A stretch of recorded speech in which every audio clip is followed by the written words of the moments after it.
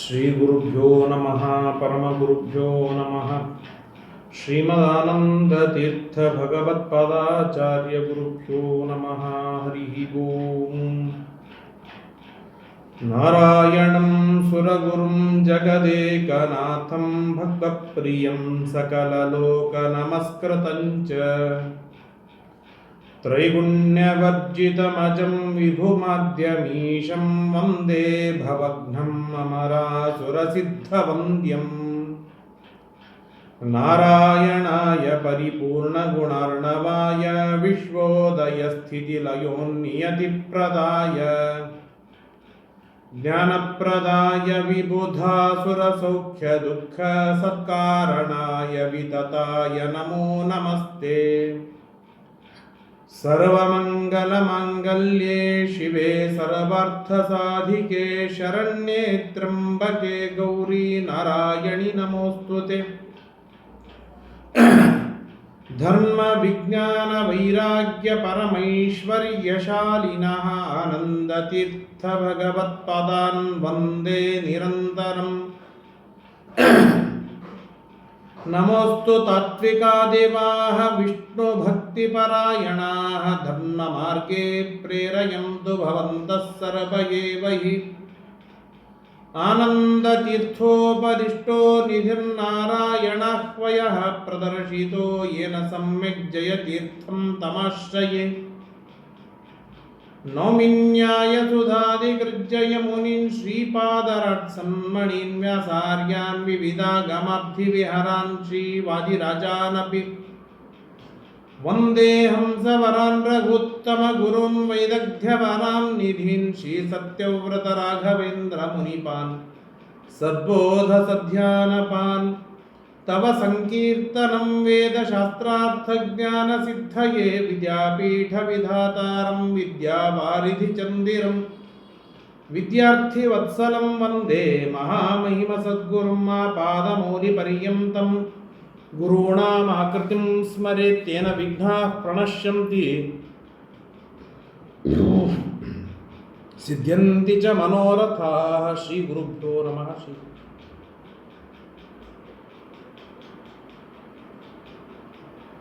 ಶ್ರೀ ಗುರುಭ್ಯೋ ನಮೋ ನಮಃ. ಹರಿ ಓಂ. ನಾರಾಯಣಂ ನಮಸ್ಕೃತ್ಯ ನರಂ ಚೈವ ನರೋತ್ತಮಂ ದೇವೀಂ ಸರಸ್ವತೀಂ ವ್ಯಾಸಂ ತತೋ ಜಯಂ ಉದೀರಯೇತ್.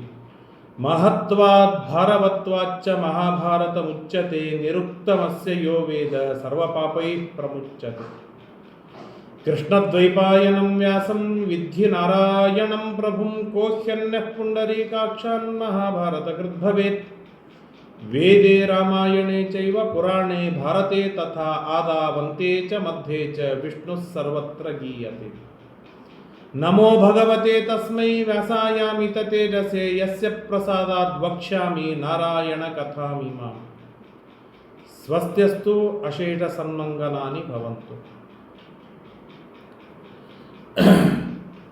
ವೈಶಂಪಾಯನೋವಾಚ ತತಸ್ತೇಷು ಪ್ರಯಾತೇಷು ಕೌಂತೇಯ ಸತ್ಯಸಂಗರಃ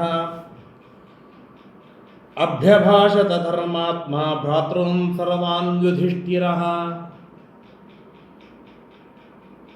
ಭೇಟಿಯಾಗಲು ಬಂದ ಶ್ರೀಕೃಷ್ಣ, ಯಾದವರು, ಪಾಂಚಾಲ ದೇಶದ ರಾಜರು, ವಿರಾಟ ದೇಶದ ರಾಜರು, ಕೇಕೆಯ ದೇಶದ ರಾಜರು, ಶಿಶುಪಾಲನ ಕುಟುಂಬದವರು ಎಲ್ಲರೂ, ಚೇದಿ ದೇಶದ ರಾಜರು, ಕಾಶಿ ದೇಶದ ರಾಜರು, ಇವರೆಲ್ಲ ಪಾಂಡವರಿಗೆ ಬೀಗರು.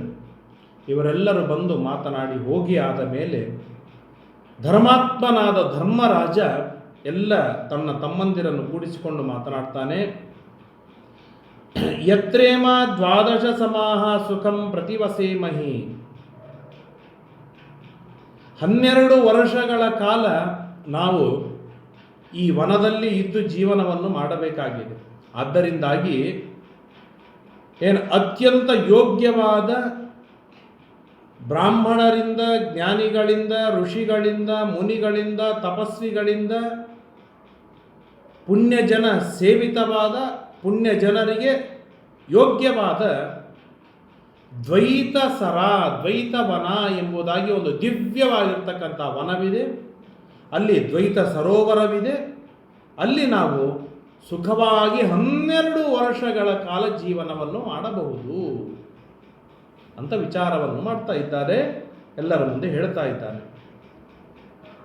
ತ್ವಯಾ ಹ್ಯುಪಾಸಿತಾನ್ ಗುರುವನ್ ಮಾನವವರಂ ಮಾನಯಿತ್ವ ಮನಸ್ವಿನಂ ಭವಾನೇವ ಮಹರ್ಷೀಣಾಂ ವೃದ್ಧಾನಾಂ ಪರ್ಯುಪಾಸತ.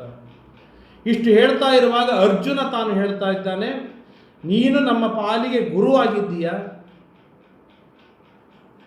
ನಮಗೇನು ಅಜ್ಞಾತದೊಳಗೆ ಇರಬೇಕು ಅಂತ ಆದೇಶವಿಲ್ಲ, ಆದ್ದರಿಂದಾಗಿ ನೀನು ಹೇಗೆ ಆದೇಶವನ್ನು ಮಾಡ್ತೀಯ ಆ ನಿಟ್ಟಿನೊಳಗೆ ನಾವು ವಾಸವನ್ನು ಮಾಡೋಣ ಅಂತ ಹೇಳಿದಾಗ ಧರ್ಮರಾಜ ಹೇಳ್ತಾನೆ, ಇದಂ ದ್ವೈತ ವನಂ ನಾಮ ಸರಃ ಪುಣ್ಯ ಜನೋಷಿತಂ ಬಹುಪುಷ್ಪ ಫಲಂ ರಮ್ಯಂ ನಾನಾ ದ್ವಿಜ ನಿಷೇವಿತಂ.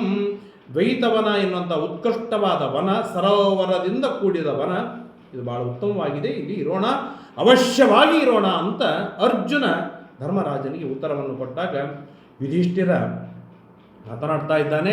ತತಸ್ತೆ ಪ್ರಯಯುಃ ಸರ್ವೇ ಪಾಂಡವಾಃ ಧರ್ಮಚಾರಿಣಃ ಬ್ರಾಹ್ಮಣೈರ್ಬಹುಭಿಸ್ಸಾರ್ಧಂ ಪುಣ್ಯಂ ದ್ವೈತವನಂ ಸರಃ. ಇಷ್ಟು ನಿರ್ಣಯವಾದ ಮೇಲೆ ದ್ವೈತವನವನ್ನು ಕುರಿತುಕೊಂಡು ಪಾಂಡವರು ಹೋಗ್ತಾ ಇರುವಾಗ ಹೇಗಿತ್ತು ಅಂದರೆ, ಬ್ರಾಹ್ಮಣಾಃ, ಈ 2 ತರಹದ ಬ್ರಾಹ್ಮಣರು, ಅಗ್ನಿಹೋತ್ರವನ್ನು ಇಟ್ಟ ಬ್ರಾಹ್ಮಣರು, ಅಗ್ನಿಹೋತ್ರವನ್ನು ಇಡದಿರುವ ಬ್ರಾಹ್ಮಣರು, ಸ್ವಾಧ್ಯಾಯ ಅಧ್ಯಯನವನ್ನು ಮಾಡ್ತಾ ಇರುವ ಬ್ರಾಹ್ಮಣರು, ಭಿಕ್ಷುಗಳು, ವನವಾಸಿಗಳು, ಹೀಗೆ ಬಹವೋ ಬ್ರಾಹ್ಮಣಸ್ತತ್ರ ಪರಿವವ್ರರು ಯುಧಿಷ್ಠಿರನ್ನ ಬೆನ್ನತ್ತಿ ಹೋಗ್ತಾ ಇದ್ದಾರೆ. ಅವ್ರು ಎಂಥವರು ಬ್ರಾಹ್ಮಣರು ಅಂದರೆ, ಒಬ್ಬೊಬ್ಬರು ತಪಸ್ವಿಗಳು, ಸತ್ಯಶೀಲರು. ಎಷ್ಟು ಜನ? ಶತಶಃ, ಸಾವಿರ ಜನ ಬ್ರಾಹ್ಮಣರು ಧರ್ಮರಾಜನನ್ನು ಬೆನ್ನತ್ತಿ ಬಂದಿದ್ದಾರೆ. ತತ್ಕಾನನಂ ಪ್ರಾಪ್ಯ ನರೇಂದ್ರ ಪುತ್ರಾಃ ಸುಖೋಚಿತಾವಾಸಮುಪೇತ್ಯ ಕೃತ್ಸ್ರಂ. ಆಗ ಆ ದ್ವೈತವನಕ್ಕೆ ಪ್ರವೇಶವನ್ನು ಮಾಡಿದ್ದಾರೆ.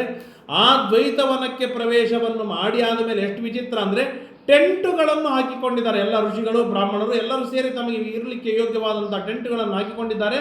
ಅದಕ್ಕೆ ಧರ್ಮರಾಜ ಭಾರಿ ಆಶ್ಚರ್ಯ ಅಂತಂದರೆ, ಗೃಹ ಪ್ರವೇಶವನ್ನು ಮಾಡ್ತಾನೆ, ಪುಣ್ಯಾಹವಾಚನಾದಿಗಳನ್ನು ಮಾಡಿ ಪಟ್ಟಣವನ್ನು ಪ್ರವೇಶ ಮಾಡಿದಂತೆ ಪ್ರವೇಶವನ್ನು ಮಾಡಿ ಬ್ರಾಹ್ಮಣರಿಗೆ ವೈಭವದಿಂದ ಊಟಕ್ಕೆ ಹಾಕಿ ಆ ಬ್ರಾಹ್ಮಣರ ಆಶೀರ್ವಾದವನ್ನು, ಅನುಮತಿಯನ್ನು ಪಡೆದು ಅಲ್ಲಿ ಇರುವುದಕ್ಕಾಗಿ ಸಿದ್ಧನಾಗ್ತಾನೆ. ಇಷ್ಟಾಗ್ತಾ ಇರುವಾಗ ಮಾರ್ಕಂಡೇಯ ಶ್ರೀಮತಾಂ ಪಾಂಡವಾನಾಂ ಅಪೇತ್ಯ ರಾಷ್ಟ್ರಾದ್ವಸತಾಂ ತು ತೇಷಾಂ ಋಷಿಪುರಾಣೋ ಅತಿಥಿರಾಜಗಾಮ ತಮಾಶ್ರಮಂ ತೀವ್ರ ಸಮೃದ್ಧ ತೇಜಾಃ ಮಾರ್ಕಂಡೇಯ ಶ್ರೀಮತಾಂ ಪಾಂಡವಾನಾಂ.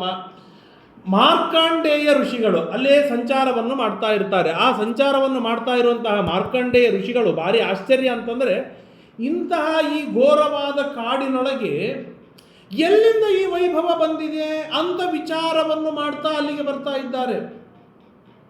ಸಮೃದ್ಧ ತೇಜಾಃ, ಅದ್ಭುತವಾದ ಸೂರ್ಯನ ಪ್ರಕಾಶವಿದೆ ಮಾರ್ಕಂಡೇಯ ಋಷಿಗಳ ಮೇಲೆ. ಅಂತಹ ಮಾರ್ಕಂಡೇಯ ಋಷಿಗಳು ಪಾಂಡವರು ಇರುವ ದ್ವೈತ ಸರಸ್ಸಿನ ಆಶ್ರಮದೊಳಗೆ ಅತಿಥಿಯಾಗಿ ಬರ್ತಾ ಇದ್ದಾರೆ. ಸಸರ್ವವಿದ್ ದ್ರೌಪದೀಂ ವೀಕ್ಷ್ಯ ದೀನಾಂ ಯುಧಿಷ್ಠಿರಂ ಭೀಮಸೇನಾರ್ಜುನೌ ಚ ಸಂಸ್ಮೃತ್ಯ ರಾಮಂ ಮನಸಾ ಮಹಾತ್ಮ ತಪಸ್ವಿ ಮಧ್ಯೆ ಅಸ್ಮಯತಾಮಿ ತೌಜಾಃ. ಅವರು ಬಂದಾಗ ಕರೆದರು, ಸ್ವಾಗತವನ್ನು ಮಾಡಿದರು. ಸ್ವಾಗತವನ್ನು ಮಾಡಿ ಪೀಠವನ್ನು ಕೊಟ್ಟು ಅಲ್ಲಿಗೆ ಕೂಡಿಸ್ತಾ ಇದ್ದಾರೆ. ಕೂಡಿಸಿದಾಗ ಮಾರ್ಕಂಡೇಯ ಋಷಿಗಳು ಹೀಗೆ ದ್ರೌಪದಿಯನ್ನು ನೋಡಿ ಧರ್ಮರಾಜ, ಭೀಮ, ಅರ್ಜುನ, ನಕುಲ, ಸಹದೇವರನ್ನು ನೋಡ್ತಾ ಇದ್ದಾರೆ. ಮುಖ ದೀನವಾಗಿದೆ, ದುಃಖವಾಗಿದೆ, ಒಳಗೆ ತುಂಬ ದುಃಖ ಉಗುತ್ತುಕೊಂಡಿದೆ. ರಾಜ್ಯವಿಲ್ಲ, ರಾಷ್ಟ್ರವಿಲ್ಲ, ಐಶ್ವರ್ಯವಿಲ್ಲ, ಏನೂ ಇಲ್ಲ, ಎಲ್ಲದರಿಂದ ಭ್ರಷ್ಟರಾಗಿ ವನದಲ್ಲಿ ಬಂದು ಸೇರಿದ ಅವರನ್ನು ನೋಡಿ ಕ್ಷಣಕಾಲ ಧ್ಯಾನಾಸಕ್ತರಾಗ್ತಾ ಇದ್ದಾರೆ ಮಾರ್ಕಂಡೇಯ ಋಷಿಗಳು. ಏನು ಧ್ಯಾನ ಮಾಡ್ತಾ ಇದ್ದಾರೆ ಅಂತ ಕೇಳಿದಾಗ ಆಗ ಪುರಾಣ ಪುರುಷೋತ್ತಮನಾಗಿರ್ತಕ್ಕಂತಹ, ಎಲ್ಲ ಜಗತ್ತಿಗೆ ಆದರ್ಶ ಪುರುಷನಾಗಿರ್ತಕ್ಕಂತಹ ಸೀತಾಪತಿಯಾದ ಹನುಮದ್ ವರದನಾದ ರಾಮಚಂದ್ರ ದೇವರನ್ನು ಚೆನ್ನಾಗಿ ಧ್ಯಾನವನ್ನು ಮಾಡಿ ತಮ್ಮನ್ನು ತಾವು ಸುಧಾರಿಸಿಕೊಂಡು ಧರ್ಮರಾಜನ ಜೊತೆಗೆ ಮಾತನಾಡ್ತಾ ಇದ್ದಾರೆ. ಮಾರ್ಕಂಡೇಯ ಉವಾಚ ನ ತಾತರಿಷ್ಯಾಮಿ ನ ಚ ಸ್ಮಯಾಮಿ ಪ್ರಹರ್ಷಜೋ ಮಾಂ ಭಜತೆ ನ ದರ್ಪಃ ತವಾಪದಂ ತದ್ಯ ಸಮೀಕ್ಷ ರಾಮಂ ಸತ್ಯವ್ರತಂ ದಾಶರಥಿಂ ಸ್ಮರಾಮಿ. ಧರ್ಮರಾಜ, ನಿನ್ನ ಈ ಅವಸ್ಥೆಯನ್ನು ನೋಡಿ ನನಗೆ ಸಂತೋಷವಾಗ್ತಾ ಇಲ್ಲ, ನನಗೆ ದುಃಖವಾಗ್ತಾ ಇಲ್ಲ, ನನಗೆ ಉದ್ವೇಗವಾಗ್ತಾ ಇಲ್ಲ. ನಾನು ಶಾಂತವಾಗಿ ಇದ್ದೇನೆ. ಯಾಕೆ ಶಾಂತವಾಗಿದ್ದೇನೆ ಅಂತಂದರೆ, ನಿನಗೆ ಬಂದ ಆಪತ್ತನ್ನು ನೋಡಿದಾಗ ನನಗೆ ಜಗದೊಡೆಯನಾಗಿರ್ತಕ್ಕಂತಹ ಸೀತಾಪತಿಯಾದ ಹನುಮದ್ವರದನಾದ ರಾಮದೇವರ ಸ್ಮರಣೆ ಆಯಿತು. ನಮಗನಿಸುತ್ತೆ ಬಂದ ಕಷ್ಟ ಆಪತ್ತು ದೊಡ್ಡದಾಗಿದೆ, ಅದನ್ನು ನೋಡಿ ಪರಿಸಾಂತ್ವನೆಯನ್ನು ಮಾಡೋದು ಬಿಟ್ಟು ನಾನು ನಿನಗೆ ಪರಿಸಾಂತ್ವನೆಯನ್ನು ಮಾಡುವುದಿಲ್ಲ. ನಿನ್ನ ಪರಿಸ್ಥಿತಿಯನ್ನು ನೋಡಿದಾಗ ಆ ರಾಮನ ಸ್ಮರಣೆ ಆಗ್ತಾ ಇದೆ ಅಂತ ಹೇಳ್ತಾ ಇದ್ದಾರೆ. ಆಶ್ಚರ್ಯವಾಯಿತು. ಧರ್ಮರಾಜ ನೋಡ್ತಾ ಇದ್ದಾನೆ, ಇವರೇನೋ ನನ್ನ ದುಃಖ ನನ್ನ ಕಷ್ಟಗಳನ್ನು ನೋಡಿ ನನ್ನ ಕಣ್ಣೀರು ಒರೆಸ್ತಾರೆ ಅಂತ ತಿಳಿದುಕೊಂಡಿದ್ದ, ಇವನೇನು ರಾಮನ ಸ್ಮರಣೆ ಆಗ್ತಾ ಇದೆ ಅಂತ ಹೇಳ್ತಾ ಇದ್ದಾರಲ್ಲ ಅಂತ ಆಶ್ಚರ್ಯದಿಂದ ನೋಡ್ತಾ ಇದ್ದಾನೆ. ಸಚಾಪಿ ರಾಜ ಸಹ ಲಕ್ಷ್ಮಣೇನ ವನೇ ನಿವಾಸಂ ಪಿತುರೇವ ಶಾಸನಾತ್ ಧನ್ವೀ ಚರನ್ ಪಾರ್ಥಮಯೈವ ದೃಷ್ಟೋ ಗಿರೇ ಪುರಾರುಷ್ಯ ಮೂಕಸ್ಯ ಸಾನೋ. ನೋಡೋ ಧರ್ಮರಾಜ, ಯಾಕೆ ರಾಮನ ಸ್ಮರಣೆ ಆಯಿತು ಅಂತ ನಿನ್ನ ಮುಖದ ಚಹರೆಯಿಂದ ಪ್ರಶ್ನೆ ಬಂದಿದೆ ಅಂತ ತಿಳಿದುಕೊಂಡು ನಾನು ಉತ್ತರವನ್ನು ಕೊಡ್ತಾ ಇದ್ದೇನೆ. ನೋಡು, ನಿನಗೆ ನಿನ್ನ ದಾಯಾದಿಗಳು, ನಿನ್ನ ಶತ್ರುಗಳು, ದುಷ್ಟರು ಮೋಸ ಮಾಡಿ ಅನ್ಯಾಯವನ್ನು ಮಾಡಿ ವನಕ್ಕೆ ಕಳಿಸಿದ್ದಾರೆ. ನಾನು ಒಪ್ಪಿಕೊಳ್ತೇನೆ. ರಾಜ್ಯ ಹೋಗಿದೆ, ರಾಷ್ಟ್ರ ಹೋಗಿದೆ, ಪ್ರಜೆ ಹೋಗಿದೆ, ಐಶ್ವರ್ಯ ಹೋಗಿದೆ, ನಾರ್ಮಡಿ ಬಂದಿದೆ, ವನದಲ್ಲಿ ಇದ್ದೀರ. ಆದರೆ ನಿನ್ನ ಜೊತೆ ನಿನಗೆ ಈಗ 56, 58, 60 ವರ್ಷದ ಸನಿಹದೊಳಗೆ ನೀನಿದ್ದೀಯ. 60 ವರ್ಷದ ಸನಿ. ಯಾಕೆಂದರೆ ಜರಾಸಂಧನ ವಧದ ಪ್ರಸಂಗದಲ್ಲಿ ಅರ್ಜುನನಿಗೆ 55, ಮುಂದೆ ಒಂದು 56ನೇ ವರ್ಷಕ್ಕೆ ರಾಜಸೂಯ ಯಾಗ, 56ನೇ ವರ್ಷದೊಳಗೇನೆ ವನಕ್ಕೆ ಬಂದಿದ್ದಾನೆ. ಹಾಗಾದರೆ 57 ಭೀಮನಿಗೆ, 58 ಧರ್ಮರಾಜನಿಗೆ, ಇನ್ನು 60 ತುಂಬಿಲ್ಲ ಧರ್ಮರಾಜನಿಗೆ. ಅಂತೂ 60 ವರ್ಷದ 58, 59 ವರ್ಷದ ಹಿರಿಯನಾಗಿದ್ದೀಯ ನೀನು. ನಿನ್ನ ಜೊತೆಗೆ ಭೀಮ, ಅರ್ಜುನ, ನಕುಲ, ಸಹದೇವರಿದ್ದಾರೆ. ಧರ್ಮಶೀಲಳಾದ, ಪತಿವ್ರತೆಯಾದ, ಏಕಾಂತ ಭಕ್ತಳಾದ, ಪ್ರಚಂಡ ತತ್ವಜ್ಞಾನಿಯಾದ, ಮೇಧಾವಿಯಾದ ದ್ರೌಪದಿ ಇದ್ದಾಳೆ. ಆದರೆ ರಾಮನ ಸ್ಮರಣೆ ಯಾಕಾಯ್ತು ಗೊತ್ತಾ? ರಾಮನ ಸ್ಮರಣೆ ಯಾಕಾಯ್ತು ಗೊತ್ತಾ? ರಾಮನಿಗೆ 14 ವರ್ಷವಿತ್ತು. 8-9 ವರ್ಷದ ಸೀತೆಯನ್ನು ಮದುವೆಯಾಗಿದ್ದಾನೆ. ದುಷ್ಟರಿಂದ ಅನ್ಯಾಯಕ್ಕೆ ಒಳಗಾಗಿಲ್ಲ. ಅವರಪ್ಪನೇ ವನಕ್ಕೆ ಕಳಿಸಿದ್ದಾನೆ, ತಂದೆಯೇ ವನಕ್ಕೆ ಕಳಿಸಿದ್ದಾನೆ. ಸಣ್ಣ ಹುಡುಗರು ಇದ್ದಾರೆ, ರಾಮ, ಲಕ್ಷ್ಮಣ, ಸೀತೆ ಬಿಟ್ಟು ಇನ್ಯಾರೂ ಇಲ್ಲ. ಅದರೊಳಗೆ ಸೀತೆಯನ್ನು ರಾವಣ ಅಪಹಾರ ಮಾಡಿಕೊಂಡು ಹೋಗ್ತಾನೆ. ಆಮೇಲೆ ಅಂಥ ರಾಮ ಋಷ್ಯಮುಖ ಪರ್ವತದಲ್ಲಿ ಇರುವಾಗ ನನ್ನ ಕಣ್ಣಿಗೆ ಕಂಡಿದ್ದು. ಅದನ್ನು ನೋಡಿದಾಗ, ಅದನ್ನು ಅನಲೈಸ್ ಮಾಡಿಕೊಂಡಾಗ, ಧರ್ಮರಾಜ ನಿನಗೆ ದುಃಖವಾಗಿಲ್ಲ, ನಿನ್ನ ದುಃಖ ಬಹಳ ದುಃಖವಲ್ಲ ಅಂತ ಹೇಳಿ ನನಗೆ ಸಮಾಧಾನವಾಗ್ತಾ ಇದೆ ಅಂತ ಹೇಳುವ ಮುಖಾಂತರ ಧರ್ಮರಾಜನಿಗೂ ಒಂದು ಪಾಸಿಟಿವ್ ಆದ ಎನರ್ಜಿಯನ್ನು ಕೊಡುವ ಮುಖಾಂತರ ನಿನ್ನ ದುಃಖ ದುಃಖವಲ್ಲ, ಅಲ್ಲಿ ಧರ್ಮರಾಜನ ದುಃಖ ನೋಡು ಎಂಥದ್ದು, ರಾಮದೇವರ ದುಃಖವನ್ನು ನೋಡು ಎಂಥ ದುಃಖವಿತ್ತು ಅಂತ ಹೇಳಿ ರಾಮದೇವರನ್ನು ಸ್ಮರಣೆಯನ್ನು ಮಾಡಿಕೊಳ್ತಾ ಇದ್ದಾನೆ. ರಾಮ ಹೇಗಿದ್ದ? ಸಹಸ್ರ ನೇತ್ರ ಪ್ರತಿಮಾ ಮಹಾತ್ಮ, ಇಂದ್ರನೇ ಕೆಳಗಿಳಿದು ಬಂದಿದ್ದಾನೆ ಎನ್ನುವಂಥ ಅದ್ಭುತವಾದ ರೂಪ, ಇಂದ್ರನಿಗಿಂತಲೂ ಅನಂತ ಪಟ್ಟು ಮಿಗಿಲಾದ ರೂಪ. ಯಮಸ್ಯ ನೇತ, ಯಮನಿಗೆ ನಿಯಾಮಕನಾಗಿದ್ದಾನೆ. ನಮುಚೇಶ್ಚ ಅಂತ, ನಮುಚಿ ದೈತ್ಯರನ್ನು ಸಂಹಾರವನ್ನು ಮಾಡಿದ್ದಾನೆ. ಹಾಗಿದ್ದರೂ ಕೂಡ ಪಿತೃನಿದೇಶಾದ ನಗಸ್ವಧರ್ಮಂ, ತಂದೆಯ ಆದೇಶವಿರುವುದರಿಂದಾಗಿ ಆದೇಶವನ್ನು ಮೀರಬಹುದಾದ ತಪ್ಪನ್ನು ಮಾಡದೇನೆ ಅದ್ಭುತವಾದ ಧರ್ಮವನ್ನು ಪಾಲನೆಯನ್ನು ಮಾಡ್ತಾ ವನೇ ಚರನ್ಮನೆ ದಾಶರಥಿಶ್ಚಕಾರ, ಆ ವನದೊಳಗೆ 14 ವರ್ಷಗಳ ಕಾಲ ಸಂಚಾರವನ್ನು ಮಾಡಿದ್ದಾನೆ. ಹೇಗೆ ಸಂಚಾರವನ್ನು ಮಾಡಿದ? ವಿಹಾಯ ಭೋಗಾನ ಚರಧ್ವನೇಶು ನಿಶೇ ಬಲಸ್ಯೇತಿ ಚರೇದ ಧರ್ಮಂ. ಏನು ಭೋಗವಿಲ್ಲ, ರಾಜ್ಯವಿಲ್ಲ, ರಾಷ್ಟ್ರವಿಲ್ಲ, ಹಣವಿಲ್ಲ, ಕೀರ್ತಿ ಇಲ್ಲ, ಏನೂ ಇಲ್ಲ. ಒಂದು ನಾರುಮಡಿ ಉಟ್ಟುಕೊಂಡಿದ್ದಾನೆ, ಕಂದ ಮೂಲಗಳನ್ನು ತಿಂತಾ ಇದ್ದಾನೆ. ಹಾಗಿದ್ದರೂ ಕೂಡ ಆ ಧರ್ಮವನ್ನು, ಪಿತೃಪಾಲನ ರೂಪವಾದ ಧರ್ಮವನ್ನು ಮೀರುವ ಸಾಮರ್ಥ್ಯವುಳ್ಳವನಾಗಿದ್ದರೂ ಕೂಡ ಆ ಅಧರ್ಮವನ್ನು ಮೀರದೆ, ಅಧರ್ಮವನ್ನು ಮಾಡದೆ, ಶುದ್ಧವಾದ ಧರ್ಮದೊಳಗೆ ಆಸಕ್ತನಾದ, ಅನುರಕ್ತನಾದ್ನಲ್ಲ, ಅಂತಹ ರಾಮನ ಸ್ಮರಣೆ ನನಗೆ ಬರ್ತಾ ಇದೆ. ಅಂದರೆ ಇದರ ಮುಖಾಂತರ ಧರ್ಮರಾಜನಿಗೆ ಏನು ಸಂದೇಶ ಕೊಡ್ತಾ ಇದ್ದಾರೆ ಅಂದರೆ, ನೀನು ಬಲಾಢ್ಯನಾಗಿದ್ದೀಯಾ, ಬಲಿಷ್ಠನಾಗಿದ್ದೀಯಾ ಅಂದ ಮಾತ್ರಕ್ಕೆ ನೀನು ಯಾವ ಕಾರಣಕ್ಕೂ ಧರ್ಮವನ್ನು ಮೀರಬೇಡ, ಧರ್ಮವನ್ನು ಪರಿಪಾಲನೆಯನ್ನು ಮಾಡು, ಧರ್ಮ ನಿನ್ನನ್ನು ರಕ್ಷಣೆಯನ್ನು ಮಾಡುತ್ತೆ ಎಂಬುದಾಗಿ ತಿಳಿಸಿಕೊಡ್ತಾ ಇದ್ದಾರೆ 16 ಶ್ಲೋಕದಲ್ಲಿ. ಅಲರ್ಕಮಾಹುರ್ನರವರ್ಯ ಸಂತಂ ಸತ್ಯವ್ರತಂ ಕಾಶಿ ಕರುಷ ರಾಜಂ ವಿಹಾಯ ರಾಜ್ಯಾನಿ ವಸೂನಿ ಚೈವ ನೇಷೇ ಬಲಸ್ಯೇತಿ ಚರೇದ ಧರ್ಮಂ. ಕಾಶಿ ಕರುಷ ರಾಜನಾಗಿರ್ತಕ್ಕಂಥ ಸತ್ಯವ್ರತ ಎಲ್ಲ ರಾಜ್ಯವನ್ನು ಕಳೆದುಕೊಂಡ. ಹಾಗಿದ್ದರೂ ಕೂಡ ಅಧರ್ಮವನ್ನು ಮಾಡಲಿಲ್ಲ, ಧರ್ಮದಲ್ಲಿ ಆಸಕ್ತನಾಗಿಲ್ಲ.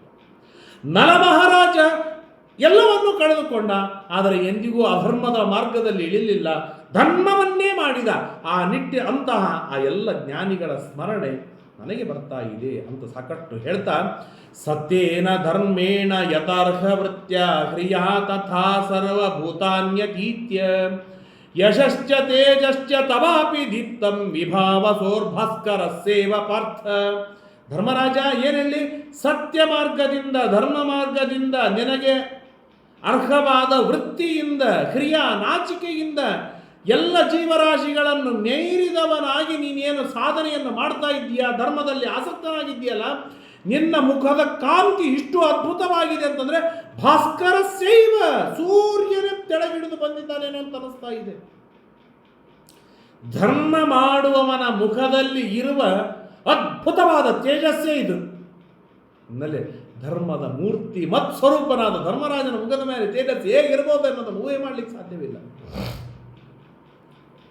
ಅಂತ ಸಾಕಷ್ಟು ಮಾತುಗಳನ್ನು ಹೇಳ್ತಾ, ತವೇವ ಮುಕ್ತ್ವಾ ವಚನಂ ಮಹರ್ಷೆ ತಪಸ್ವಿ ಮಧ್ಯೆ ಸಹಿತಂ ಸಹೃದ್ಭಿ ಆಮಂತ್ರ ಧೌಮ್ಯಂ ಸಹಿತಾಶ್ಚ ಪಾರ್ಥಾಃ ತತಪ್ರತಸ್ಥೇ ದಿಶಮುತ್ತರಂಸಃ. ಎಲ್ಲರ ಮಧ್ಯದಲ್ಲಿ ಅನೇಕ ಮಾತುಗಳನ್ನು ಹೇಳಿ, ಏನು ನಿಮಗೆ ಬಂದ ಕಷ್ಟ ಇದು ಬಹಳ ದೊಡ್ಡ ಕಷ್ಟವಲ್ಲ, 12 ವರ್ಷ ಹೀಗೆ ಕಣ್ಣು ಮುಚ್ಚಿ ಕಣ್ಣು ತೆಗೆದೊಳಗೆ ಹೋಗಿಬಿಡುತ್ತೆ, ನೀವು ಧರ್ಮ ಮಾರ್ಗದಲ್ಲಿರಿ, ಯಾವ ಕಾರಣಕ್ಕೂ ಅಧರ್ಮವನ್ನು ಮಾಡಬೇಕಾದ ಮನಸ್ಸನ್ನೇ ಮಾಡಬೇಡ ಅಂತ ಇಷ್ಟು ಹೇಳಿ, ಅವಶ್ಯವಾಗಿ ಉತ್ತರ ದಿಕ್ಕಿಗೆ ಬಂದರೆ ನಮ್ಮ ಆಶ್ರಮಕ್ಕೆ ಬರಬೇಕು ಎಂಬುದಾಗಿ ಮಾರ್ಕಂಡೇಯ ಋಷಿಗಳು ಧೌಮ್ಯಾಚಾರ್ಯರಿಗೆ, ಪಾಂಡವರಿಗೆ, ಅಲ್ಲಿ ನೆರೆದ ಎಲ್ಲ ಬ್ರಾಹ್ಮಣರಿಗೆ ಆಮಂತ್ರಣವನ್ನು ಕೊಟ್ಟು ಉತ್ತರ ದಿಕ್ಕಿಗೆ ಹೊರಡುತ್ತಾರೆ. ವಸತ್ಸು ವೈ ದ್ವೈತ ವನೆ ಪಾಂಡವೇಶು ಮಹಾತ್ಮಸು. ದ್ವೈತ ವನದೊಳಗೆ ಆ ಪಾಂಡವರು ಇರ್ತಾ ಇರುವಾಗ ಏನಂತರು, ಎಲ್ಲಿ ನೋಡಿದಲ್ಲಿ ಋಗ್ವೇದ, ಯಜುರ್ವೇದ, ಸಮವೇದ, ಅಥರ್ವವೇದ ಇವುಗಳ ಪಠಣ, ವಾಕ್ಯಾರ್ಥ, ಚರ್ಚೆ, ವಿದ್ವದ್ಗೋಷ್ಠಿಗಳು, ಯಜ್ಞ ಯಾಗಗಳು, ದಾನ ಧರ್ಮಗಳು, ಅನ್ನದಾನ ಮೊದಲಾದವುಗಳು ವನದೊಳಗೆ ಇದ್ದಾಗಲೂ ಈ ಉನ್ನತ ಮಟ್ಟದ ಧರ್ಮವನ್ನು ಧರ್ಮರಾಜ ಮಾಡ್ತಾ ಹೋಗ್ತಾ ಇದ್ದಾನೆ. ಅದನ್ನು ನೋಡಿ ಜಗತ್ತಿಗೆ ಆಶ್ಚರ್ಯವಾಗಿದೆ. ಆಗ ಆ ಬ್ರಾಹ್ಮಣರ ಮಧ್ಯದಲ್ಲಿ ಇರುವ ಬಕ ಎನ್ನುವ ಬ್ರಾಹ್ಮಣ, ದಾಲ್ಭ್ಯ ಗೋತ್ರದ ಬಕ ಎಂಬ ಬ್ರಾಹ್ಮಣ ತಾನು ಎದ್ದು ನಿಂತು ಧರ್ಮರಾಜನಿಗೆ ಉಪದೇಶವನ್ನು ಮಾಡ್ತಾನೆ. ಅಂದರೆ ಅಲ್ಲಿ ನಿತ್ಯ ಒಬ್ಬರಿಲ್ಲ ಒಬ್ಬರು ಧರ್ಮರಾಜನಿಗೆ ನಾನಾ ತರಹದ ತತ್ವಗಳನ್ನು ಉಪದೇಶವನ್ನು ಮಾಡ್ತಾ ಇರಬೇಕು. ಅದರೊಳಗೆ ದಾಲ್ಭ್ಯರ ಉಪದೇಶವನ್ನು ಹೇಳ್ತಾ ಇದ್ದಾರೆ. ದಾಲ್ಭ್ಯರು ಉಪದೇಶವನ್ನು ಮಾಡ್ತಾ ಇರುವಾಗ ಯಾರ್ಯಾರು ಇದ್ದರು ಅಂತಂದರೆ, ದಾಲ್ಭ್ಯರು ಹೇಳ್ತಾ ಇದ್ದಾರೆ, ಭೃಗವೋ ಅಂಗಿರದಶ್ಚೈವ ವಸಿಷ್ಠ ಕಾಶ್ಯಪೈಸ್ಸಹ ಅಗಸ್ತ್ಯಶ್ಚ ಮಹಾಭಾಗ ಆತ್ರೇಯಶ್ಚೋತ್ತಮ ವ್ರತ ಸರ್ವಸ್ಯ ಜಗತಶ್ರೇಷ್ಠ ಬ್ರಾಹ್ಮಣ ಸಂಗತಸ್ತ್ವಯ. ಧರ್ಮರಾಜ ಯಾಕೆ ದುಃಖ ಪಡ್ತೀಯ ನೀನು? ಯಾಕೆ ದುಃಖ ಪಡ್ತೀಯ? ಈ ದ್ವೈತವನದಲ್ಲಿ ಭೃಗು ಋಷಿಗಳು, ಅಂಗಿರಸರು, ವಸಿಷ್ಠರು, ಕಾಶ್ಯಪರು, ಅಗಸ್ತ್ಯರು ಮೊದಲಾದ ಎಲ್ಲ ಗೋತ್ರದ ಮಹಾತ್ಮರು ಸೇರಿಕೊಂಡಿದ್ದಾರೆ. ಉತ್ತಮ ವ್ರತಿಗಳಿದ್ದಾರೆ, ಶ್ರೇಷ್ಠರಾದ ಬ್ರಾಹ್ಮಣರಿದ್ದಾರೆ. ಅಂದಮೇಲೆ ಅವರಿಂದ ನಾನಾ ವಿಧವಾದ ತತ್ವಜ್ಞಾನಗಳನ್ನು ಕೇಳ್ತಾ ಇರುವಾಗ 12 ವರ್ಷ ಟಕ್ಕಂತ ಹೋಗಿಬಿಡುತ್ತೆ. ಏನು ಚಿಂತೆಯನ್ನು ಮಾಡಲಿಕ್ಕೆ ಹೋಗಬೇಡ. ಇದಂತೂ ವಚನಂ ಪ್ರಾರ್ಥ ಶೃಣ್ವೇಕಮಾಜ್ಞಮನಾಭವ. ನಾನು ಕೆಲವು ಮಾತುಗಳನ್ನು ಹೇಳ್ತೇನೆ ಕೇಳಿಲ್ಲಿ. ಬ್ರಹ್ಮಕ್ಷತ್ರೇಣ ಸಂಸೃಷ್ಟಂ ಕ್ಷತ್ರಂಚ ಬ್ರಹ್ಮಣ ಸಹ ಉದೀರ್ಣೆ ದಹತಶತ್ರುನ್ ವನಾನೀವ ಅಗ್ನಿಮಾರುತು. ಬ್ರಾಹ್ಮಣ್ಯದ ಜೊತೆಗೆ ಕ್ಷತ್ರ ಸೇರಿಕೊಂಡರೆ, ಕ್ಷತ್ರಿಯರ ಜೊತೆಗೆ ಬ್ರಾಹ್ಮಣ್ಯ ಬೆರೆತಾಗಿದ್ದರೆ ಆಗ ಆ ಜೀವನವೇನಿದೆ ಬಹಳ ಉನ್ನತ ಮಟ್ಟದ ಜೀವನವಾಗಿರ್ತದೆ. ಹೇಗೆ ಅಂತಂದರೆ ಆ ಬ್ರಹ್ಮಕ್ಷತ್ರರು ಸೇರಿಕೊಂಡಾಗ ಶತ್ರು ಏನಾದರೂ ಅವರನ್ನು ಕೆದಕಿದ ಅಂತಾದರೆ ಹೇಗೆ ವಾಯು ಅಗ್ನಿಗಳು ಸೇರಿಕೊಂಡಾಗ ವನವನ್ನು ಹೇಗೆ ಸುಟ್ಟು ಭಸ್ಮವಾಗಬೇಕೋ ಹಾಗೆ ಈ ಬ್ರಹ್ಮ ಕ್ಷತ್ರ ಎರಡು ರೊಚ್ಚಿಗೆ ಎತ್ತು ಅಂತಾದರೆ ಆಗ ಎದುರಿಗಿರುವ ಶತ್ರು ನಿರ್ನಾಮವಾಗಿ ಹೋಗಿಬಿಡುತ್ತಾರೆ. ಆದ್ದರಿಂದಾಗಿ ಧರ್ಮಣ್ಣ, ಇಷ್ಟೆಲ್ಲ ಬ್ರಾಹ್ಮಣರು ಸೇರಿದ್ದಾರೆ, ಕ್ಷತ್ರಿಯರು ನೀವಿದ್ದೀರಾ, ಒಂದಾಯಿತು ಅಂತಾದರೆ ಇವರಿಂದ ತತ್ವಜ್ಞಾನವನ್ನು ಪಡಿ, ಇವನಿಂದ ಮಾರ್ಗದರ್ಶನವನ್ನು ಪಡಿ, ನೀನು ನಿನ್ನ ಬಲವನ್ನು ಪ್ರಯೋಗವನ್ನು ಮಾಡು, ಸಾಕು, ಶತ್ರುಗಳೆಲ್ಲ ನಿರ್ನಾಮವಾಗುವ ಸಮಯ ಅತ್ಯಂತ ಶೀಘ್ರದಲ್ಲಿ ಬರುತ್ತೆ.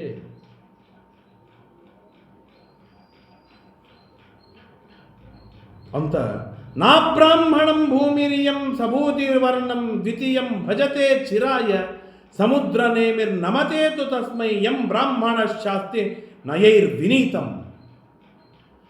ಈ ಭೂಮಿ ಬ್ರಾಹ್ಮಣನಿಲ್ಲದೇನೆ ಬ್ರಾಹ್ಮಣನನ್ನು ಬಿಟ್ಟು ಇನ್ನೊಬ್ಬರನ್ನು ಮರಹೊಕ್ಕಿತು ಅಂತಾದರೆ ಆಗ ಈ ಭೂಮಿ ಬಹಳ ಕಾಲ ವೈಭವದಿಂದ ಉಳಿಯಲಾರದು, ತನ್ನ ಸುಖವನ್ನು ತಾನು ಕಳೆದುಕೊಂಡು ಬಿಡುತ್ತೆ. ಈ ರೀತಿಯನ್ನು ಬಲಿಚಕ್ರವರ್ತಿ ತಾನು ತಿಳಿದಿದ್ದ, ವೃಷಪರ್ವರಾಜ ತಾನು ತಿಳಿದುಕೊಂಡಿದ್ದ. ಅಂತೆಯೇ ಬ್ರಾಹ್ಮಣೋತ್ತಮರಾದ ಶುಕ್ರಾಚಾರ್ಯರನ್ನು ತನ್ನ ಗುರುಗಳನ್ನಾಗಿ ಮಾಡಿಕೊಂಡ. ಇದನ್ನೇ ಅನೇಕ ಈಗಿನ ರಾಜರುಗಳು, ಮುಸ್ಲಿಂ ರಾಜರುಗಳು ಕೂಡ ಇದನ್ನೇ ಫಾಲೋ ಮಾಡಿದರು. ತಾವು ಎಷ್ಟು ಕ್ರೌರ್ಯಗಳನ್ನು ಮಾಡಿದರು, ತಮಗೆ ಬುದ್ಧಿಯನ್ನು ಕೊಟ್ಟು ಮಾರ್ಗದರ್ಶನ ಮಾಡುವವರು ಬ್ರಾಹ್ಮಣ ಇರಲೇಬೇಕು ಅಂತ ಮುಖ್ಯಮಂತ್ರಿಯನ್ನು ಬ್ರಾಹ್ಮಣನನ್ನೇ ಆರಿಸಿಕೊಂಡರು. ಇವತ್ತಿನ ಸರ್ಕಾರದ ವಿಷಯದಲ್ಲೂ ನಾವು ಕೇಳ್ತೇವೆ, ಅಲ್ಲಿರುವ IAS ಪ್ರಧಾನಮಂತ್ರಿಗಳ ಸುತ್ತಮುತ್ತಲೂ ಇರುವ, ಸರ್ಕಾರದ ಸುತ್ತಮುತ್ತಲೂ ಇರುವ ದೊಡ್ಡ ದೊಡ್ಡ ಅಧಿಕಾರಿಗಳು ಬ್ರಾಹ್ಮಣ ವರ್ಗವೇ ಇದೆ ಎಂಬುದಾಗಿ ನಾವು ಕೇಳುತ್ತೇವೆ.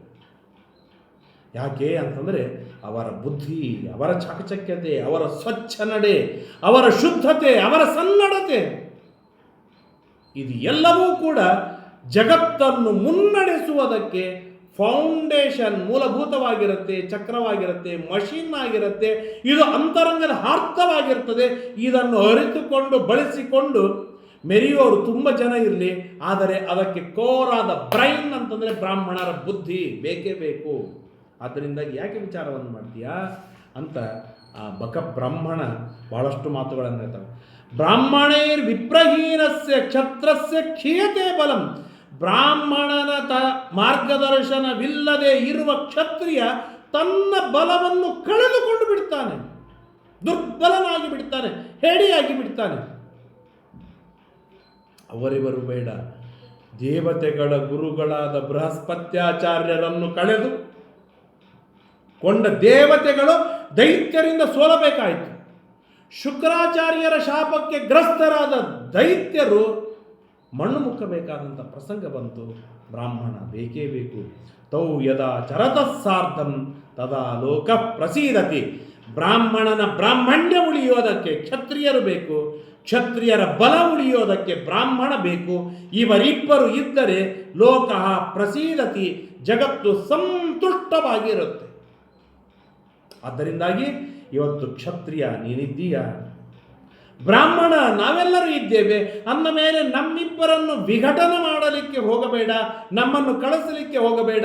ನಮ್ಮನ್ನು ಇಟ್ಟುಕೊಂಡವನಾಗಿ, ನಮ್ಮಿಂದ ಚೆನ್ನಾಗಿ ಮಾರ್ಗದರ್ಶನವನ್ನು ಪಡೆದುಕೊಂಡವನಾಗಿ, ನಿನ್ನ ಬಲವನ್ನು ಪ್ರಯೋಗಿಸುವವನಾಗಿ ನಿನ್ನ ಸಮರ್ಥವಾದ ರಾಜ್ಯವನ್ನು ನೀನು ಪಡೆದುಕೋ. ತೇನತೆ ಸರ್ವಲೋಕೇಶು ದೀಪ್ಯತೆ ಪ್ರತಿತಂ ಯಶಃ ಬ್ರಾಹ್ಮಣೇಶು ಉತ್ತಮ ಭಕ್ತಿ ತವ ನಿತ್ಯಂ ಯುಧಿಷ್ಠಿರ.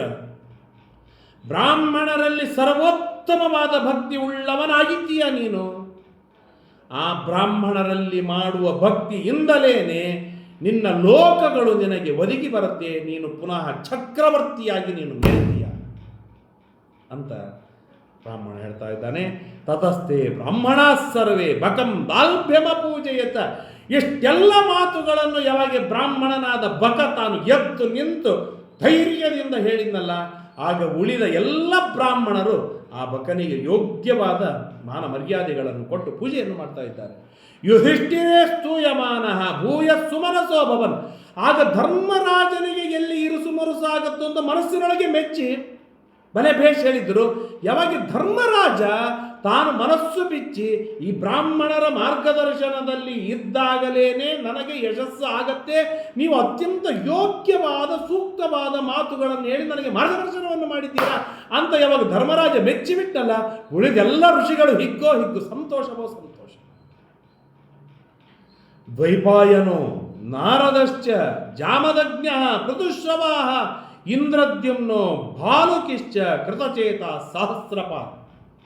ಆಗ ಧರ್ಮರಾಜನ ಹೂಡಿದ ಆ ದ್ವೈತವನದೊಳಗೆ ಸ್ವಯಂ ವೇದವ್ಯಾಸ ದೇವರು ಅಲ್ಲಿಗೆ ಬರ್ತಾರೆ, ಪರಶುರಾಮ ದೇವರು ಅಲ್ಲಿಗೆ ಬರ್ತಾರೆ, ನಾರದರು ಬರ್ತಾರೆ, ಪೃಥುಶ್ರವಸ್ರ ಬರ್ತಾರೆ, ಇಂದ್ರದ್ಯುಮ್ನ, ಭಾಲುಕಿ, ಕೃತಚೇತ, ಸಹಸ್ರಪಾತ್, ಕರ್ಣಶ್ರವ, ಮುಂಜೋಹ, ಲವಣಾಶ್ವ, ಕಶ್ಯಪ, ಹಾರೀತ, ಸ್ಥೂಣಾಕರ್ಣ, ಅಗ್ನಿವೇಶ್ಯ, ಶೌನಕ, ಕೃತವಾಕ್, ಸುವಾಕ್, ಬೃಹದಶ್ವ, ವಿಭಾವಸು, ಊರ್ಧ್ವರೇತ, ವೃಷಾಮಿತ್ರ, ಸುಹೋತ್ರ, ಹೋತ್ರವಾಹನ ಮುಂತಾದ ಲಕ್ಷ ಲಕ್ಷ ಬ್ರಾಹ್ಮಣರು, ಋಷಿಗಳು, ಮುನಿಗಳು ಅಲ್ಲಿ ಬಂದು ತಾವು ಸೇರಿಕೊಳ್ತಾರೆ. ಏತೇ ಚಾನ್ಯೇ ಚ ಬಹವಃ ಬ್ರಾಹ್ಮಣ ಸಂಶಿತವ್ರತಾಃ ಅಜಾತಶತ್ರುಮಾನರ್ಚು ಪುರಂದರ ಮಿವರ್ಷಯ. ಇವರೆಲ್ಲರೂ ಧರ್ಮರಾಜನನ್ನು ಪೂಜೆ ಮಾಡ್ತಾ ಇದ್ದಾರೆ. ಯಾಕೆಂದರೆ ಧರ್ಮಣ್ಣ, ನಮ್ಮೆಲ್ಲರನ್ನು ನಿನ್ನ ಜೊತೆಗೆ ಇಟ್ಟುಕೊಂಡು ನಿಮ್ಮವರನ್ನಾಗಿ ಮಾಡಿಕೊಳ್ಳೋದಕ್ಕಾಗಿ ನೀನು ಒಪ್ಪಿದೆಯಲ್ಲ, ಅಂದಮೇಲೆ ನಮ್ಮೆಲ್ಲ ಸಾಧನೆಯನ್ನು, ನಮ್ಮೆಲ್ಲ ಪುಣ್ಯವನ್ನು ನಿನಗೆ ದಾರಿ ಎಳೆದು ನಿನ್ನನ್ನು ರಾಜನನ್ನಾಗಿ ಮಾಡುವ ಜವಾಬ್ದಾರಿ, ಹೊಣೆಗಾರಿಕೆ ನಮ್ಮದಾಗಿದೆ ಅಂತ ಸಂತೋಷವನ್ನು ಪಡ್ತಾ ಇದ್ದಾರೆ. ಇಷ್ಟು ಆಗ್ತಾ ಇರುವಾಗ 14 ದಿನಗಳು ಮುಗಿತು. ಇನ್ನು ಮುಂದೆ ಅತ್ಯಂತ ಪ್ರಧಾನವಾದ ಘಟ್ಟ. 14 ದಿನಗಳು ಮುಗಿತು. ಮುಗಿದಾದ ಮೇಲೆ 14ನೇ ದಿನದ ರಾತ್ರಿ ಇಲ್ಲಿ ಒಂದು ಮಾತನ್ನು ಹೇಳ್ತಾರೆ, ಬಹಳ ಸುಂದರವಾದ ಮಾತು. ಏನು ಅಂತಂದರೆ 2 ಮಾತುಗಳು. ಒಂದು ಏನು ಅಂತಂದರೆ, ಯಾಕೆ ಇದು ವನಕ್ಕೆ ಬರಬೇಕಾದ ಪ್ರಸಂಗ ಬಂತು ಅಂತ ಅನ್ನೋದೊಂದು. 14ನೇ ದಿನದ ರಾತ್ರಿ ಭೀಮಸೇನ ದೇವರು ಒಂದು ಪ್ರಯೋಗವನ್ನು ಮಾಡ್ತಾರೆ. ಇದು 2 ವಿಷಯಗಳನ್ನು ತಿಳಿದುಕೊಳ್ಳೋಣ. ಯಾಕೆ ಅಂತಂದರೆ, ದುಷ್ಟರಾದ ದುರ್ಯೋಧನಾದಿಗಳಿಗೆ ದೋಷ ವೃದ್ಧಿಯಾಗಬೇಕಾಗಿದೆ. ಭೀಮ ಮೊದಲಾದ ಪಾಂಡವರಿಗೆ ಭಾರೀ ಉನ್ನತಿಯಾಗಬೇಕಾಗಿದೆ. ಧರ್ಮರಾಜನಲ್ಲಿ ರಾಜಸೂಯ ಯಾಗದಿಂದ ಬೆಳೆದ, ಅಂದರೆ ತನ್ನ ಯೋಗ್ಯತೆ ಮೀರಿ ಬೆಳೆದ ಪುಣ್ಯದ ಹಾನಿಯಾಗಬೇಕಾಗಿದೆ. ಆದ್ದರಿಂದಾಗಿ ಧರ್ಮರಾಜ ಪಾಂಡವರು ವನಕ್ಕೆ ಬರಬೇಕಾಯಿತು. ಯಾಕೆ? ಅನ್ಯಾಯ ಮಾಡಿದ್ದಕ್ಕಾಗಿ ದುರ್ಯೋಧನಾದಿಗಳ ಪುಣ್ಯ ಹ್ರಾಸವಾಯಿತು. ವನಕ್ಕೆ ಬಂದದ್ದಕ್ಕಾಗಿ ಭೀಮಾದಿಗಳ ಪುಣ್ಯ ದುಪ್ಪಟ್ಟಾಗಿ ಬೆಳೀತು. ಧರ್ಮರಾಜನ ಯೋಗ್ಯತೆ ಮೀರಿದ ಪುಣ್ಯವೇನಿತ್ತು, ಆ ಪುಣ್ಯ ಭೀಮಾದಿಗಳಿಗೆ ಕಷ್ಟ ಬರುವುದರ ಮುಖಾಂತರ ಆ ಪುಣ್ಯ ಕಡಿಮೆ ಆಯಿತು. ಆ ಪುಣ್ಯನೂ ಭೀಮನಿಗೆ ಟ್ರಾನ್ಸ್ಫರ್ ಆಯಿತು. ಹಾಗಾಗಿ ರಾಜ್ಯಕ್ಕೆ ಬಂದರು, ವನಕ್ಕೆ ಬಂದರು. ವನಕ್ಕೆ ಬಂದಾಗ 14 ದಿನಗಳು ಉರುಳಿತು. ಆಗ ಶ್ರೀಮದಾಚಾರ್ಯ ಒಂದು ಸುಂದರವಾದ ಮಾತನ್ನು ಹೇಳ್ತಾರೆ. ಪ್ರಸ್ತಾವ ಹೇತ್ ಕೃಷ್ಣಾಂ ಪ್ರಸ್ತಾವ ಹೇತವೇ. ಧರ್ಮರಾಜ, ಇಷ್ಟೆಲ್ಲ ಬ್ರಾಹ್ಮಣರು ಧರ್ಮರಾಜನಿಗೆ ಉಪದೇಶವನ್ನು ಮಾಡಿದಾಗ ಪಾಠ ಪ್ರವಚನದೊಳಗೆ ಯಜ್ಞ ಯಾಗಗಳಲ್ಲಿ ಆಸಕ್ತನಾಗಿ ಅಭಿರುಚಿ ಉಳ್ಳವನಾಗಿ ಬಿಟ್ಟ ಅಂತಾದರೆ ಇನ್ನು ಲೈಫ್ ಟೈಮ್ ಧರ್ಮರಾಜ ಇಲ್ಲೇ ಉಳಿತಾನೆ. ಬ್ರಾಹ್ಮಣನ ಧರ್ಮವನ್ನು ಪಾಲನೆಯನ್ನು ಮಾಡಲಿ, ಜೊತೆಗೆ ಕ್ಷತ್ರಿಯರಾದ ನಾವು ಕ್ಷತ್ರಿಯ ಧರ್ಮವನ್ನು ಪರಿಪಾಲನೆಯನ್ನು ಮಾಡಬೇಕು ಎಂದು ವಿಚಾರವನ್ನು ಮಾಡಿದ ಭೀಮಸೇನ ದೇವರು ದ್ರೌಪದಿಯನ್ನು ಮುಂದೆ ಮಾಡಿ ದ್ರೌಪದಿಯನ್ನು ಕೊಟ್ಟು ಕಳಿಸ್ತಾರೆ. ನೀನು ಹೋಗಿ ಧರ್ಮರಾಜನ ಜೊತೆಗೆ ಮಾತಾಡು, ನೀನು ಮಾತು ಪ್ರಾರಂಭವನ್ನು ಮಾಡು. ಆಮೇಲೆ ನಾವೆಲ್ಲರೂ ಬಂದು ಧರ್ಮರಾಜನನ್ನು ಮೈಂಡ್ ವಾಶ್ ಮಾಡಿ ಕ್ಷತ್ರಿಯರು ಮಾಡಬೇಕಾದ ಕಾರ್ಯಗಳಲ್ಲಿ ಧರ್ಮರಾಜ ತೊಡಗುವಂತೆ ನಾವು ಮಾಡುತ್ತೇವೆ ಅಂತ ಒಂದು ಕಡೆಯಿಂದ ಬ್ರಾಹ್ಮಣರು ಸಿದ್ಧರಾಗಿದ್ದಾರೆ. ಪುಣ್ಯ ಕೊಟ್ಟು, ಯಶಸ್ಸು ಕೊಟ್ಟು, ಮಾರ್ಗದರ್ಶನವನ್ನು ಮಾಡಿ ಧರ್ಮರಾಜನನ್ನು ಚಕ್ರವರ್ತಿಯನ್ನಾಗಿ ಮಾಡೋದಕ್ಕಾಗಿ ಭೀಮ, ದ್ರೌಪದಿ, ಅರ್ಜುನ ಮುಂತಾದವರು ಈ ಧರ್ಮರಾಜನಿಗೆ ಭಾರಿ ದೃಢವಾದ ಮನಸ್ಸು ಕೊಟ್ಟು, ಧೈರ್ಯ ಕೊಟ್ಟು, ಸ್ಥೈರ್ಯ ಕೊಟ್ಟು, ಗಟ್ಟಿಯಾದ ಪ್ರತಿಜ್ಞೆಯನ್ನು ಮಾಡಿಸಿ ದುಷ್ಟರನ್ನು ಸಂಹಾರವನ್ನು ಮಾಡಿಸಿ ರಾಜ್ಯವನ್ನು ಪುನಃ ಪಡೆಯುವುದಕ್ಕಾಗಿ ಭೀಮಾದಿಗಳು ಹೀಗೆ ಇಬ್ಬರು ಕೂಡಿ ಪ್ರಯತ್ನವನ್ನು ಮಾಡಿ ಧರ್ಮರಾಜನನ್ನು ಒಂದು ಹಂತಕ್ಕೆ ತರ್ತಾರೆ. ಅದೆಲ್ಲ ಏನಿದೆ ನಾಳೆಯ ದಿನ ಕೇಳುವ ತಿಳಿಯುವ ಪ್ರಯತ್ನವನ್ನು ಮಾಡೋಣ ಎಂಬುದಾಗಿ ತಮ್ಮೆಲ್ಲರನ್ನು ತಿಳಿಸ್ತಾ ಇವತ್ತಿನ ಈ 4 ಮಾತುಗಳನ್ನು ಮುಕ್ತಾಯ ಮಾಡ್ತೇನೆ. ಶ್ರೀಕೃಷ್ಣಾರ್ಪಣಮಸ್ತು. ಯಸ್ ಸರ್ವಗುಣ ಸಂಪೂರ್ಣ ಸರ್ವದೋಷ ವಿವರ್ಜಿತ ಪ್ರಿಯತಾಂ ಪ್ರೀತ ಏವಾಲಂ ವಿಷ್ಣುರ್ಮೇ ಪರಮಸ್ಸಹೃತ ಅನೇನ ಭಾವಿ ಯತ್ಪುಣ್ಯಂ ತದಾಪ್ನೋತಿ ಗುರುನ್ನಮ ಶ್ರೀಕೃಷ್ಣಾರ್ಪಣಮಸ್ತು.